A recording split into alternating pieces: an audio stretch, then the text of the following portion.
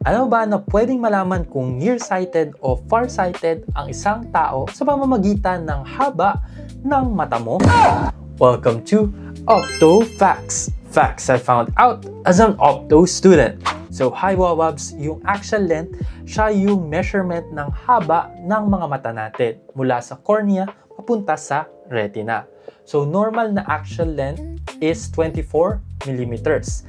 Pero kapag mas mahaba ang actual length, yung focal point ng light is nahuhulog sa harap ng retina at hindi sa mismong retina. Kaya blurry ang malayo at malinaw ang malapit. Tinatawag natin dito is nearsightedness or myopia. Hindi naman ang actual length ng mata natin, mas nagfo-focus yung light sa likod ng retina at mas blurry yung malapit at mas malinaw ang malalayo.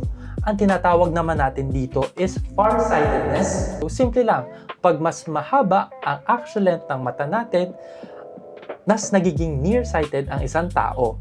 At kapag mas maikli naman ang actual length ng mata natin, mas farsighted ang mata ng isang tao. Pero hindi lang ito ang dahilan kung bakit nearsighted o farsighted ang isang tao. Isa lamang ang actual length para malaman natin ang kondisyon ng mga mata natin. So, yung haba ng mata mo, malaking factor siya kung paano tayo mas nakakita ng maayos. So, that's it for Opto Facts. Bye! Love you!